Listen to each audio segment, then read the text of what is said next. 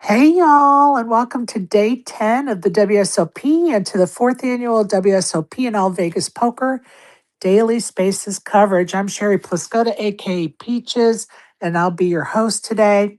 Not sure what's going on with this space already. I'm wondering if we're going to have challenges with IT today. It seems like we will. I was trying to, for those that don't know, when I start a space or when anybody starts a space, you can send out like reminders or invites to people in the chat. And so I always take a few minutes to try to send out, so we can start the space with some folks in the space. And while I was in the middle of that, all of a sudden the music went out and I was like, oh, something's going on. Let me just get started. So, anyway, here we are. So, please be reminded that we will always try to give our most updated and accurate information possible, but we are human and the information is always fluid in the poker world. So please double check any information we provide to ensure yourself the best experience possible. And of course, if we've got something wrong, correct us so that we can get that information out in the corrected version. Don't forget to subscribe to my YouTube channel, Sherry Pliscota 9212. And our meetup game, the seventh official Spaces meetup game, is at the Bellagio at 2 p.m. on June the 26th. It is a cash game. And pizza will be provided by our hosts, Sean McCormick and Greg Larson, over at the Bellagio. Lots of Splash the Pot items and more to come from what I've been hearing in some DMs. So I'm excited. Hopefully, I will hear from about those soon, and we can get them posted so everybody will know what's available. Also, the Quilt for Charity fundraiser is going on at this time. Please consider making a tax-deductible donation via the link to Poker Gives Feed the Homeless program. $10 donation gets you one ticket. A $25 donation gets you 5 tickets. Don't miss your chance to win this one of a kind autographed poker t-shirt quilt. And when I was interviewing Barbara the other day, we didn't have the figure of donate number for the donations, but I did look that up this morning. We're up to $580 in donations. I guess my $10,000 goal was a little lofty for the first quilt giveaway, but hopefully we will get that list of donors and donations up here in the next couple weeks before that quilt is given away on the 27th of June, live from the WSOP. And if you haven't seen it, it's pretty cool. Check it out. I just want to say last night was the celebration of Steve Disney's celebration of his life. I did not get there because we didn't get back into town until it was just about over. So I am waiting to hear from folks that did attend. I'm sure it was awesome. And the reason they did it on 6/3 or June the 3rd is because his favorite hand was 6/3. So that's why they did it on June the 3rd, 6/3. Just a little side note. Welcome, Joey. How are you?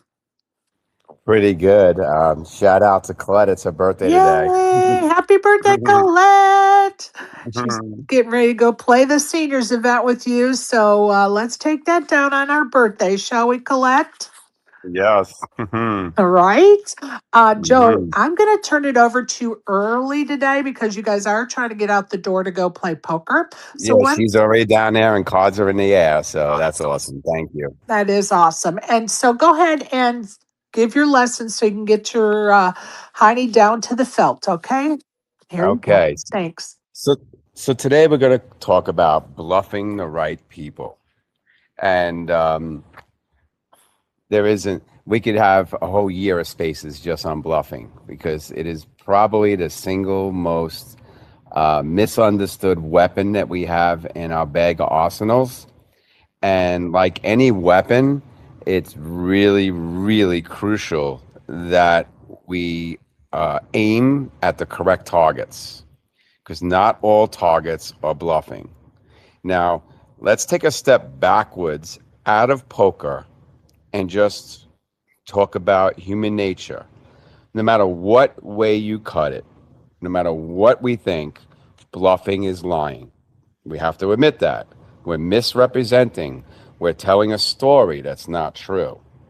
Now, some people, because of their experiences in life or their occupation or a bunch of other factors, are not bluffable because they just don't ever believe lies. They could see right through lies.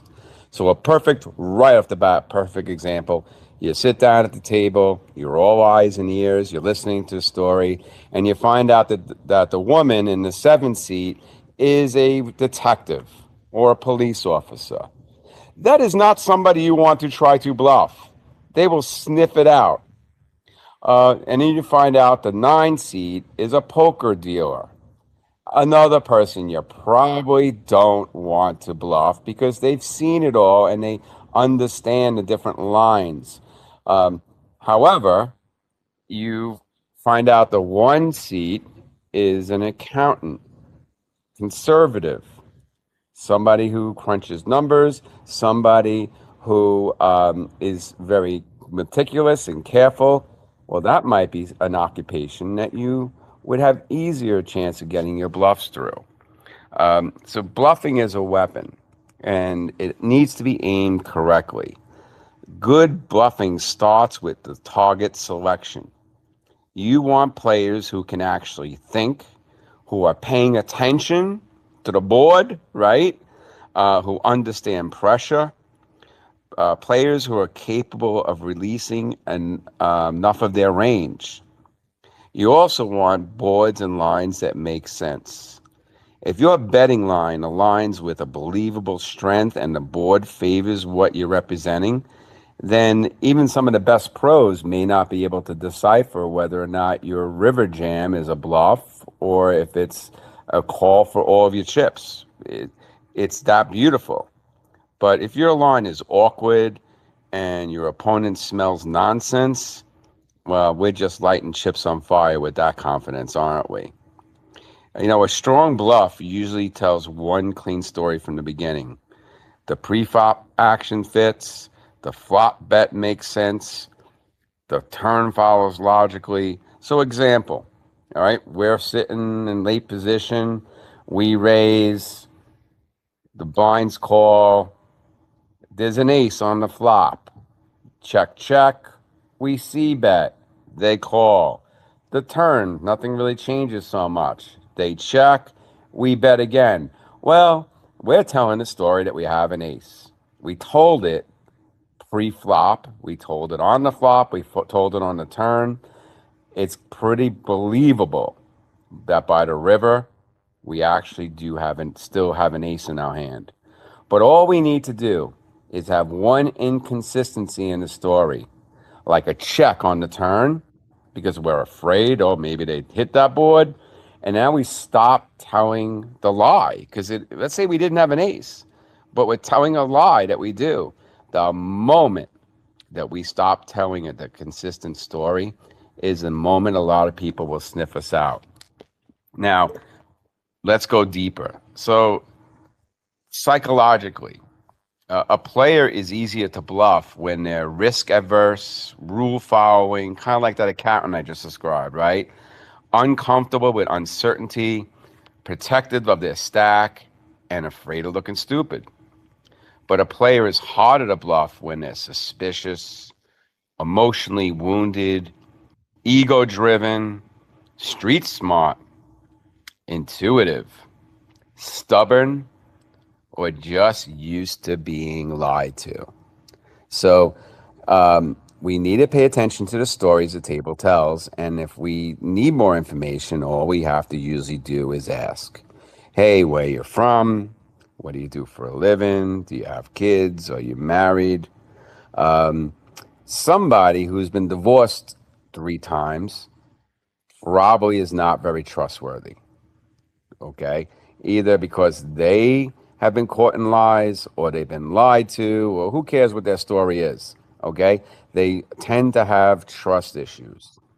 Somebody that, if you find out more information deeper, somebody that was maybe abandoned as a child, right? Or their dad or mom left them at an early age. trust issues. They're not going to believe the bluffs. And I challenge you to really think about your day to day lives and who is more likely to believe stories unless given a chance, given an opportunity to see that the person is not truthful, and who is never likely to believe stuff. So if you have somebody at your table and you could basically tell, this person lived on the streets, they have street smarts, I mean, we see everybody at the poker table. So, and they volunteer all kinds of information. All right. I mean, I've seen prison tattoos at the table. We all see it. So we need to understand who our players are and understand their tolerance for trust, right? Um, Someone that feels like they've been lied to their whole life, they're not going to be easy to bluff because their nervous system is already living in this suspicion heightened sense. And I know this sounds deep, but we can all break it down to examples in life and how we could apply them to the poker table. So, really quick off the top of my head, if you find out occupations, you pretty much probably can get bluffs through accountants and bookkeepers, engineers, people that do like analyze numbers, doctors and other professionals, teachers and caretakers, and people that play with scared money. But on the flip side, like I mentioned, detectives, police officers, they're much more difficult to bluff. Lawyers, forget about it. If you have a lawyer at a table, don't be shooting bluffs their direction. I'm telling you right now. Same thing with salespeople because they are used to seeing through real stories and fake stories. So I was in sales my entire life. One of the biggest things that frustrates me is when I walk into a car dealership and they get swarmed by all these car salesmen who are just trying to like use their sales tactics, instead of helping me buy a car or lease a car, they're just trying to use these mechanical tactics. And when we bluff just because it's mechanical, just because we saw, somebody on TV do it, that's a big no-no.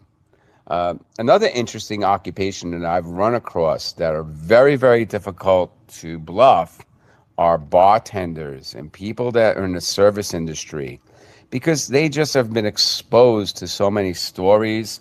They basically read people for a living. My mom, she's a hairdresser, and hairdressers and barbers.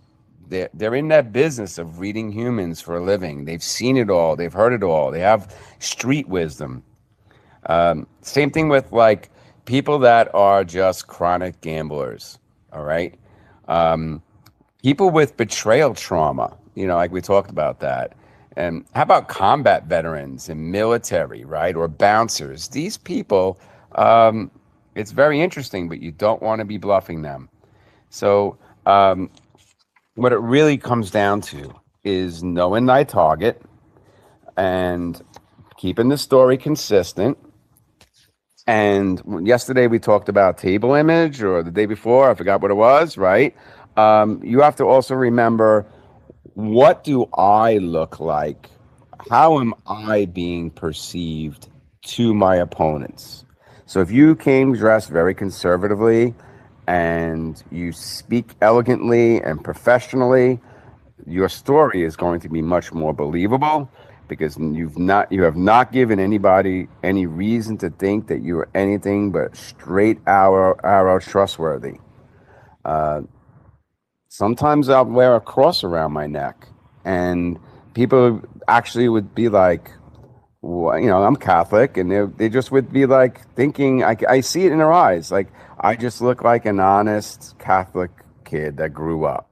Like, it's all about the perception. And trust me, I hate bluffing. Okay, but if we don't incorporate bluffing into our game, we cannot really always advance. Then we're just relying on the luck of the cards. We never get to steal pots. We're at a disadvantage. So there's a time and place for it, but knowing thy target is the most important thing out there. And that's what I have for today.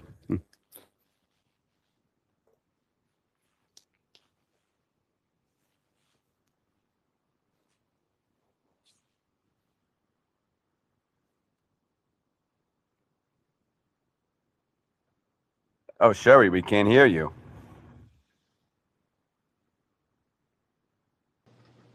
Uh oh. Uh-oh, right? It's going mute, not mute. Give her a sec. So, Isaac, while Sherry's trying to come on, you got any feedback? Yeah, no, that was awesome, dude. That was awesome. Sure, Because I'll it's very vamp true. if you.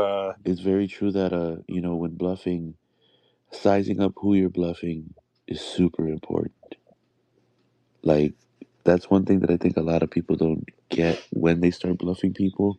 They figure they bluff anybody, but like you said, you kind of gotta, you know, line it up and know who you're getting at first before you try to get at them. I like that. I like that a lot, Joey. Right. Thank you. And the story that the table is telling. So if we see somebody, if we hear the key words, like we see another hand that we're not in, and we hear somebody say, um, like, "Oh, I had to see what you had," or uh, I, I knew you had it, or whatever. That means that they're looking people up. But if you hear people constantly say "good hand," like when there's even a value bet on the river or something, right? Then we know that that person is potentially bluffable. Why? Because we witnessed them fold. I think the first mistake a lot of players make is they're trying to bluff somebody who they didn't actually witness with their two eyes that this person is capable of folding, right? Like you can't bluff a calling station; they're going to call you.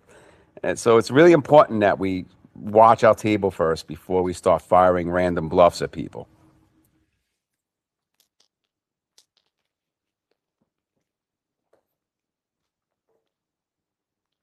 Oh, I feel bad for Chevy. Yeah, I think the hardest lesson to learn is like, or maybe not the hardest, but one of the hardest lessons to learn mentally is that like if you're never caught bluffing, then you're not bluffing enough. Like, True. Yo, that is so true, ASG. That is so true. I remember when I was just getting started playing, I had met a guy and he told me, look, if you're always bluffing and you're coming at people aggressive,